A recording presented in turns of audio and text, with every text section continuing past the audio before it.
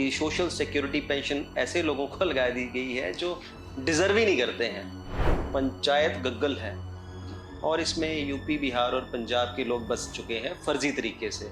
बोल रहे हैं कि पता नहीं सरकारी नौकरी कर रहे हैं, कोई फौजी है, उसके घर में पेंशन लगा दी है। अपने पिता की विडो बन के हाँ। जालसाजी करके पेंशन ले रही है। परिवार रजिस्टर है, जो परिवार नकल है वही फर्जी हुई है। ऐसा ना सर, मतलब विश्वास अभी तक जांच हुई नहीं और वो पहले लगा दिए उन्होंने। जैसे ये की दोनों बेटियां बता रहा हूँ, इनकी बेटियां इतनी हरास हुई पड़ रही है, इनको लोग पूछ रहे हैं आपकी माता ने ऐसा फ्रॉड किया, तो उनके मन पे क्या बात गई होगी।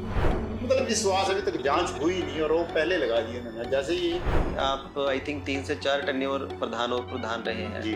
आपको लगता है सच में कि गड़बड़ हुई है? हिमाचल प्रदेश में करीब 5 से 6 महीने बाद पंचायत इलेक्शंस होने वाले हैं और इन पंचायत इलेक्शन से पहले हिमाचल प्रदेश की पंचायतों में राजनीतिक बवाल मचना शुरू हो चुका है और कांगड़ा डिस्ट्रिक्ट की जो कांगड़ा विधानसभा क्षेत्र है, वहां की गग्गल पंचायत है, वहां पर आजकल राजनीतिक बवाल मचा हुआ है और राजनीतिक बवाल खुद वहां के प्रधान जो हैं और उप प्रधान हैं, उनकी ओर से एक शिकायत की गई है बीडीओ धर्मशाला को और उसमें बहुत सीरियस एलिगेशंस लगाए गए हैं कि करीब 29 परिवारों के जो वोट हैं वो फर्जी हैं।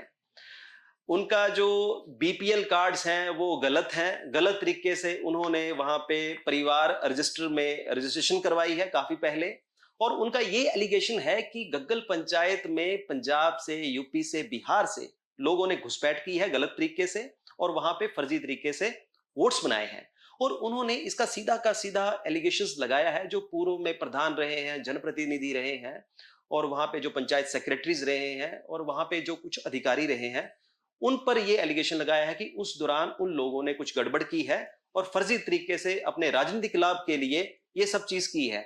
और हमारे साथ आज हमारे स्टूडियो में गग्गल पंचायत के ही पूर्व प्रधान रविंद्र बाबा जी हैं और हम इनसे आज जानने की कोशिश करेंगे कि जो एलिगेशंस लगाए गए हैं ये कितने सही हैं।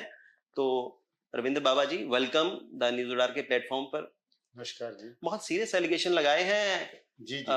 वहां गग्गल पंचायत की प्रधान ने और प्रधान ने और जी। कहीं ना कहीं ये सही भी लग रहे हैं। नमस्कार जी। हाँ, आज मैं न्यूज अटार का बहुत बहुत धन्यवाद जो मुझे इस मंच पे आपने बोलने का मौका दिया और मुझे अपने गांव के वासियों का, लोगों का यहाँ पक्ष रखने का मौका दिया। तो इसलिए मैं जो भी पर हो पहल का सबका एक एक करके सभी का जवाब दूंगा और ठीक ढंग से दूंगा और जो कागज है उसी से बात करूंगा, फैक्ट और फिगर में जो मेरे पास तथ्य तथ्यों के हिसाब से बात करूंगा और ऐसा झूठ नहीं किसी को भी बोलूंगा जो भी है। अब सबसे पहले आता हूं, मैं एक समाजी सुरक्षा पेंशन पे लगाया, बड़ा ही सीरियस। और सबसे पहले आप ये बताइए कि जो मैं वीडियो भी सुन रहा था उसमें सबसे बड़ा एलिगेशन ये भी लगा है कि जो एक बीपीएल के तहत मकान बना है किसी का और उस मकान में किसी को किराए पे दे दिया। ऐसा ना, बीपीएल परिवार जो मकान बना आज से 8 साल पहले बना हुआ है और उस परिवार की 2 बेटियां और 2 खुद 4 मेंबर है वो, और गरीब परिवार है, वो एक ड्राइवर है और उसकी 2 बेटियां एजुकेशन कर रही हैं। उनका कहने का मतलब, मेरी बात भी हुई थी उनसे कि हमारे पास आज तक वो पैसा नहीं है कि हम इसको रिफर करके अपने रहने के लिए बना सकें। पर उतना तो पैसा मिल जाता है ना कि मकान बन सके, उतना तो तभी तो ये योजना बनी है कि उतने की पैसे मिल जाए कि मकान बन जाता है। 1,30,000 रुपए दिए सर। और आज के जमाने में 1,30,000 में मकान नहीं बनता। जो 1,30,000 के बाद के पैसे लगाए उन्होंने खुद के लगाए हुए हैं। ओके। वो भी कहीं से इकट्ठा करके, कहीं लोन वगैरह लेके लगाए और साथ में बेटियों की पढ़ाई आ गई। तो मेरी उनसे बात हुई कि अभी ऐसा करते हैं, अगर इनको हम छोड़ देते हैं, हम तैयार नहीं करा पाए मकान को, और दूसरा वो मकान जो एयरपोर्ट में आया हुआ है। अच्छा। तो एयरपोर्ट उसी करके वो तैयार भी नहीं हो रहा है और उनकी बेटियों की अगर एजुकेशन कम करते हैं, छुड़ाते हैं तो वो नहीं होता। उन्होंने क्या किया है, वो अपनी मदर के पास ही रह रहे हैं। उनके पास जो एक ही मकान है, एक कमरे में रहते हैं 4 मेंबर, 2 बेटियां हैं और एक पिता और माता। तो उनका मैंने पूछा था कि क्या हुआ इसमें, तो वो ये कह रहे हैं कि हमने इनको जो रह रहे हैं वहां, एक मिस्त्री है यूपी से आए हुए हैं, उनकी फैमिली रह रही है और उनको हमने क्या किया था कि आप यहाँ रहो और जो थोड़ा बहुत बिजली बिल है, पानी बिल है या कोई दरवाजे की मेंटेनेंस है, उसका रख रखाव हो रहा था। वैसे वो खुला पड़ा हुआ था, हम भी कई बार देखे थे कि मेरे घर भी साथ में ही है वहां। तो इसीलिए वो दिया हुआ था। उन्होंने किराया लिया नहीं लिया वो मुझे नहीं पता, पर उनके कहने का मतलब है ये है, उसका जवाब भी उन्होंने दिया हुआ रिटर्न में। तो ये है उसका ये मकान वाला। नहीं, अगर आप वो किराया ले रहे हैं फिर तो ये एक तरह से अपराध की श्रेणी में आता है ना बेसिकली, कि आपने बताया कि मैं गरीब हूँ, पंचायत में प्रस्ताव पारित हुआ, सब चीजें हुई कि हाँ भाई सब एक ठप्पा लग गया, भाई गरीब है और इसको मकान बनाने के लिए पैसे चाहिए, फिर पैसे मिले और उसके बाद आपने उसको किराए पे चढ़ा दिया। नहीं देखो, वो तो अब हर स्थिति एक तरफ नहीं रहती है। किसी के परिवार की पता नहीं क्या स्थिति थी उसके टाइम जब मकान दिया था उनको, तो क्या स्थिति, आज क्या हालात है, वो तो वही बता सकते हैं ना जी। और उन्होंने ऐसा नहीं कही है कि गलती हो गया, वो बिल्कुल नहीं। अगला सबसे बड़ा एलिगेशन ये लगा रहे हैं कि जो सोशल सिक्योरिटी पेंशन है इसमें बहुत बड़ी गड़बड़ हुई है, कि सोशल सिक्योरिटी पेंशन ऐसे लोगों को लगा दी गई है जो डिजर्व ही नहीं करते हैं। नहीं, एक मेन आरोप इनका जो आज की बोल रहे हैं कि पता नहीं सरकारी नौकरी कर रहे हैं, कोई फौजी है, उसके घर में पेंशन लगा दी है। मौजूदा ये स्थिति है कि जो पहले आ रही है, सबसे पहले समाजी सुरक्षा पेंशन, एक वार्ड पंच है, मौजूदा वार्ड पंच है, सरता देवी नाम है उसका। उसका इनका कहने का मतलब है कि वो अपने पिता की विडो बन के जालसाजी करके पेंशन ले रही है। तो ऐसा नहीं है, ये हमारे पास कागज है उसके सारे, और नेटी पंचायत का उस टाइम भी लिखा हुआ है। तो तलाक हुआ, और वहां भी मैंने बात की है, और ये लेटर भी उन्होंने दिया हुआ है। क्या लिखा है इसमें बताइए? इसमें ये देखो, ये लिखा हुआ है, पढ़ के सुनाइए। ज्यादा क्या है? जो नेटी की पंचायत ने उस टाइम दिया था ये 19/8/2007 को प्रमाणित किया जाता है। 19/8/2007 का 7 को क्या है ये? पंचायत ने लिख के दिया जी है? जी, पंचायत ने क्या हुआ, इनकी स्थिति बताते हैं। प्रमाणित किया जाता है कि सरता देवी, श्री जीवन कुमार, नेटी तहसील व शाहपुर जिले के हिमाचल प्रदेश की स्थायी निवासी, और शादी हुए लगभग 13-14 वर्ष हो गए हैं, और इसके पति जीवन कुमार लापता हुए 10 से 11 साल हो गए हैं। चंडीगढ़ में भी ड्राइवरी करता था, और उसके बाद उसका आजकल कोई पता नहीं है। ससुराल वालों ने इनको झगड़ा करने शुरू कर दिया है और इनको निकाल दिया है। पंचायत ने कई बार इनके परिवार को समझाने की कोशिश की, मगर ये बात हमारी बात नहीं माने, और सरता देवी ने घर से निकाल दिया, उसके ससुराल वालों ने घर से निकाल दिया। उसके बाद दोनों इसकी छोटी छोटी बेटियां लेके ये पालन पोषण यही कर रही है जो गग्गल पंचायत में। उसके बाद आज की मौजूदा प्रधान जो नेटी की आज की डेट में, वो लिखती है 8/9/2025 को। कब का? 8/9/2025 को। ओके, वो प्रमाणित कर रही हैं। प्रमाणित किया जाता है कि सरता देवी वाइफ ऑफ जीवन कुमार, गांव ठेटी, डाकखाना नेटी, तहसील व शाहपुर, जिला कांगड़ा, हिमाचल प्रदेश की स्थायी निवासी है, लेकिन लगभग 20-22 वर्ष सालों से ये यहाँ परिवार नहीं रहता है। ये अपनों बच्चों को लेकर अपने मायके में रहती है। यहाँ पर इनका कोई राशन कार्ड वगैरह, या इन्होंने ना ही कोई कभी यहाँ मतदान किया है, ये रिपोर्ट आता पेश की जाती है। ओके। उसके बाद ये मौजूदा गग्गल पंचायत के उस टाइम के प्रधान सतीश कुमार की रिपोर्ट है साथ में। कब की है ये भी लगी हुई है, 2010 में है। ओके, ठीक है। उसके बाद ये तहसीलदार का एक एफिडेविट है जो रजिस्टर किया हुआ कांगड़ा का, ये हुआ है। कब का ये? 2009 में। अच्छा, ठीक है। 2008 में ये भी मैटर करा, और पटवारी की रिपोर्ट इसमें लगी हुई है कि इसका पति जो है गुम है, जबकि सरकार ये देती है 7 साल से अगर गुम हो जाता है कोई आदमी तो उसको वो सारे अधिकार मिल जाते हैं। तो ये पटवारी की रिपोर्ट कर रही है। अच्छा। अब ये परिवार नगर, उसको कहना है कि 2 परिवारों में एक प्रधान की रिपोर्ट आ गई वहां से कि कटा नहीं है, वहां से कट गया ये, उसका कोई राशन। अब ये वहां उस टाइम की पंचायत सेक्रेटरी की रिपोर्ट है 2010 में, और ये नोट कर रहा है, लिख रहा है परिवार रजिस्टर में काट के दिए 4, 8, 9, और सदस्य सरता देवी के प्रार्थना अनुसार इनको गग्गल में निवास करते हैं, और 25/2/2000 को प्रार्थी ने अपने परिवार से अलग से 4 और 9 परिवार के पंचायत नेट से अपना नाम कटवा लिया है। ओके। ये दोनों पंचायतों में कहीं दर्ज नहीं है, वहां ये प्रूफ करते हैं इस चीज में, ओरिजिनल है और सारी। उसके बाद आती है ज्योति वाला की कह रहे हैं, उसको भी इनका एलिगेशन ही है कि वो तलाकशुदा की पेंशन नहीं है। अच्छा।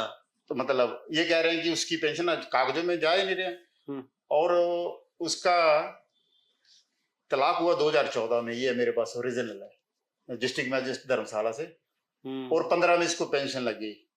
मतलब तलाकशुदा है। तलाकशुदा की पेंशन। इनका एलिगेशन तो यही है ना कि ये विडो की पेंशन ले रही है, जबकि विडो पति इसका 24 में और 2015 में पेंशन लगी, जबकि इसको 15 में पेंशन लगी, 2014 में इसका तलाक हुआ, पंचायत में दर्ज हुई, और इसका ये नहीं है कि वो तलाक नहीं है। पति 24 में मरे, अब तलाक ही हो गया, कुछ भी हो गया तो जय 25 में खत्म हो गया बेचारे। नहीं, तो तलाकशुदा और विडो में तो फर्क है ना। ये चीज ये डॉक्यूमेंट्स बताते हैं कि तलाकशुदा ये, अच्छा, उसमें तलाकशुदा और नहीं तो एक चीज थोड़ा बताओ कि पेंशन तो विडो की है, जबकि ये जो आप एफिडेविट बता रहे हो तो तलाकशुदा का है। तलाकशुदा की पेंशन है सर। अच्छा, लग जाती है ये। तलाकशुदा की भी अलग से पेंशन लगती है। 3 कैटेगरी आती है, विडो, तलाकशुदा, अपना एकल नारी में आती है, वृद्धा में आती है, उसके बाद अलग से आती है। पर ये दोनों ऑप्शनें होती हैं वहां, उनका जो होता है विडो और तलाकशुदा वाली। तो ये जो तलाकशुदा की पेंशन है ये भी, और सत्ता देवी वाली तलाकशुदा की पेंशन है। और इसका बड़ी बात है, इनके फादर यही के रहने वाले थे, जिसका ये हिमाचली बोनाफाइड बना, और पटवारी रिपोर्ट करता उसमें इनके इंतकाल, मतलब जो इंतकाल नंबर होता है उसी पे रिपोर्ट करता है, इसी आधार पे कि ये यहीं के निवासी, जिसका बोनाफाइड बनता है। ये चीज है इनकी, और ये परिवार नकल प्राणी से भी है और इनकी नहीं भी है। ये चीजें हैं इनकी, और ये बिल्कुल झूठे एलिगेशन है दोनों ही है इनके, दोनों ही पेंशन। अब आगे आते हैं, अगर किसी को, अगर इनका कहने का मतलब किसी फौजी को पेंशन है, सरकारी इम्प्लॉयज को समाजी सुरक्षा पेंशन है, उस टाइम जब जयराम जी की मुख्यमंत्री थे, एक लेटर आया था उस टाइम पंचायतों में कि किसी भी आदमी को पेंशन लगा दो, मतलब शर्त ये होनी चाहिए जिसका अगर खुद पेंशन सरकारी लेता ना, सरकारी पेंशन ना लेता, सरकारी मुलाजिम ना, उसकी अगर सरकारी मुलाजिम है और उसकी पत्नी है 70 साल क्रॉस करते तो उसको पेंशन दे दी जाती। अच्छा, ऐसा लेटर था हमारे पास, और उस टाइम के सेक्रेटरी का ऑर्डर था कि घर घर जाके आप इनके फार्म भरो, कि जिस घर में सरकारी एम्प्लॉय है उसकी और उसकी पत्नी या पति 70 साल से ऊपर है तो उसको पेंशन लगाई जाए, ऐसा लेटर है आया था। बिल्कुल, ये और था, और लेटर में था, और बाद में भी हुआ सरकार में। उसी टाइम आपको बताता हूँ, उस टाइम मंत्री दिवाला जी थे, और उन्होंने विधानसभा में क्वेश्चन भी उठाया था। अच्छा, कि ये पेंशन नहीं होनी चाहिए ऐसी। अच्छा, अगर पति को पेंशन मिल रही है, वो उन्होंने विधानसभा में उठाया। उसके बाद की बात अलग से हुई, पर ये उस टाइम की पेंशन लगी थी, उस टाइम की पेंशन लगी जी। हर आदमी जब आता है कोई पंचायत, तो उसको मना नहीं कर पाता पंचायत सेक्रेटरी, क्योंकि उसने नौकरी की, सरकार के सीधे सीधे ऑर्डर थे कि आप किसी को मना नहीं करेंगे पेंशन लगाएं, सबको पेंशन लगाएं, सबको पेंशन लगाएं। ये उस आधार पे पेंशन लगी थी। अब सबसे बड़ा एलिगेशन ये है बेसिकली कि पंचायत गग्गल है और इसमें यूपी, बिहार और पंजाब के लोग बस चुके हैं फर्जी तरीके से, और वो कहीं ना कहीं वो लग भी रहा है, क्योंकि अगर आप हिमाचल प्रदेश में अगर रहना चाहते हैं, कोई बाहरी व्यक्ति ऐसे नहीं रह सकता है ना। लैंड रिफॉर्म्स एक्ट्स बनाए हैं उसमें, तो आपको अगर यहाँ रहना है, तो अगर आपको यहाँ पे घर बनाना है, तो आपको प्रॉपर यहाँ पे 118 की परमिशन लेनी पड़ती है जी। और गग्गल पंचायत में हालिया पीछे 1-2 साल पहले भी एक इशू आया था, शायद वो एक आश्रम है वार्ड नंबर 1 में, तो उनका जो 118 की जो परमिशन थी वो थी ही नहीं, और वो जो रेवेन्यू रिकॉर्ड्स है उसमें गलत तरीके से चढ़ाई गई थी, और गलत 118 की जो फर्जी एंट्री थी उसके बिहाफ पे उनको प्रॉपर्टी भी मिल गई और है भी, उसके बाद अब वो सरकार को निहित कर दिया गया है वो प्रॉपर्टी। तो ये फिर कैसे हुआ, क्योंकि आप भी प्रधान रहे, उससे पहले आपके कई और भी लोग प्रधान रहे हैं, तो ये फर्जीवाड़ा तो लगता है ये कहीं ना कहीं। ऐसा ना जी, एक तो जहाँ पंजाब से आता है, कोई यूपी से आता है, बिहार से आता है तो हम सभी भारतवासी पहले, और दूसरी बात ये कि हमारे गांव बस्ती बने हुए। अब कोई फैमिली ऐसी है आज से 45 साल पहले आए हैं, कोई 40 साल पहले आए हैं, कोई 25 साल पहले आए, ऐसे ही रिकॉर्ड है इनके पास। अब मैं ये बताता हूँ, नहीं रहने का तो ठीक है, आप कहीं भी किसी भी प्रदेश में रह सकते हो, लेकिन आपको ऐसा नहीं है कि वहां पे आप लैंड भी ले सकोगे। हर स्टेट का अपना अपना एक सिस्टम है, हिमाचल प्रदेश का अपना सिस्टम है कि खासकर आप यहाँ पे लैंड नहीं ले सकते, उस लेनी है तो 118 की परमिशन लेनी पड़ेगी। और परिवार जो रजिस्टर है उसमें फर्जी तरीके से जब एंट्री एक बार आपकी हो गई, आप परिवार रजिस्टर में रजिस्टर हो गए, उसके बाद तो आप अधिकार हो गया आपका, चाहे वो लैंड लेनी है, चाहे आपने वोटर बनना है, चाहे कुछ भी है। तो मेन तो इनका भी एलिगेशन है कि जो परिवार रजिस्टर है, जो परिवार नकल है, वही फर्जी हुई है। ऐसा ना जो 40 साल पहले आएगा वो दर्ज हो गया, ठीक है जी। अब 40 साल पहले भी दर्ज कैसे होगा? उस टाइम की स्थिति ये थी, पंचायत में कोई इतनी ये चीज नहीं थी कि कैसे सारे डॉक्यूमेंट, हाँ उस टाइम के अगर इन्हें जो जरूरत थी वो डॉक्यूमेंट्स पंचायत ने लिए हुए हैं। यही तो इनका एलिगेशन है कि डॉक्यूमेंट्स ही नहीं निकले हैं। इन्होंने जो स्क्रूटनी की है, इन्होंने पंचायत प्रधान उप प्रधान ने जो ये स्क्रूटनी की है, परिवार रजिस्टर चेक किया है सारे, उसमें डॉक्यूमेंट्स पाए नहीं गए हैं। हालांकि एक बात ये भी ठीक है कि हो सकता है कि पंचायत सेक्रेटरी या पंचायत की गलती है कि वो डॉक्यूमेंट्स गुम हो चुके हों, और खैर इनकी भी बात एक ठीक है कि अब ये वीडियो से जो इंक्वायरी करवा रहे हैं वो ये कह रहे हैं कि भाई ठीक है तुम अपने डॉक्यूमेंट्स बता दो, पर वो डॉक्यूमेंट्स लोग शायद बता भी नहीं पा रहे हैं। नहीं नहीं सर, अभी बीडीओ साहब के पास सारे डॉक्यूमेंट्स पहुंच गए, हर आदमी पहुंच गया। दूसरी बात ये आती है कि हिमाचल सरकार बोनाफाइड भी देती है। 20 साल जो यहाँ कंटिन्यू रह रहा है, जो आदमी यहाँ का स्थायी निवास कर रहा है किराएदार के रूप में, और अपना वोटर कार्ड यहाँ यूज करा, राशन कार्ड यूज करा, तो वही चीजें देख कर ऐसा हिमाचल सरकार देती है बोनाफाइड 20 साल के लिए। उसके बाद अगर 20 से कम में 18-19 को डोमिसाइल बना के देती है सरकार, बना के देती है, बनता उसका अधिकार है, ये चीजें बनती है। और मैंने बनवाए भी हैं ऐसे, जिनके साथ एसडीएम साहब से वेरीफाई करवा के बने हुए हैं ये। और ये अब नहीं बनते बोनाफाइड। आपको परिवार नकल चाहिए, आपको जमीन के कागजात चाहिए, वो कहाँ से दोगे जब आपके पास यहाँ कुछ है ही नहीं। अभी अभी अभी अगर आया हुआ है नया कानून, आया होगा इसमें इन 5 सालों में आएगा। कि बोनाफाइड एक छोटी चीज नहीं है, बोनाफाइड एक बहुत इंपॉर्टेंट। कहने का मतलब है 5 साल बीच में आया कोई ऐसा कानून, पर अभी पिछली बार तो पहले से बनते हैं। और अभी मेरी कई अधिकारियों से बात हुई तो कहते वो बनते हैं इसमें। मेरे एक तहसीलदार अधिकारी से बात हुई है, पटवारी जी से बात हुई हमारी, तो रिपोर्ट होती है, बोले उसको बनते हैं ये बोनाफाइड। वो मैं आज भी बनाता हूं। आपको नहीं लगता कि जैसे कोई पंजाब से व्यक्ति आया या यूपी से आया, बिहार से आया, उसने हो सकता है कि उसने बड़ी चालाकी से यहाँ पे रजिस्ट्रेशन करवाई हो और आपने वहां से ना कटवाया हो, या कुछ मिली भगत हो सकता है कि हो किसी न किसी से, तो आपको नहीं लगता कि उस व्यक्ति ने 2-2 जगह वोट दे दिए हो? ऐसा अगर कहीं गलत यहाँ पे भी वहां पे भी अगर ये गलत हुआ और ये तो बहुत गलत बात को तो हम ये नहीं करते कि गलत जहाँ हुआ होगा तो गलत की जांच की जाएगी, गलत की सजा मिलेगी। तो आपको नहीं लगता कि ठीक है, इन्होंने पंचायत प्रधान ने अगर ये शिकायत की ही है और सारी अपनी जांच करने के बाद ये शिकायत की, तो चलो ठीक भी है, ठीक है, जो सही पाया गया वो सही रहेगा, जो गलत पाया गया वो गलत रहेगा। ऐसा ना, अगर गलत पाया गया तो चलो उसके वोट तो कम से कम राइट कट जाएगा। अभी बात हुई कि मान लो कि जांच के लिए इन्होंने इतनी जांच करवाने के दे दिया बीडीओ साहब को, पर ये इससे पहले समाचार पत्रों में चले गए, फिर मीडिया में चले गए। इनको मतलब जांच पे विश्वास ही नहीं था, बीडीओ साहब की जांच क्या कर रहे हैं वो तो विश्वास ही नहीं किया इन्होंने इतने दिए, तीसरे दिन इन्होंने वो कर दिया, पेपर में निकलवा दिया।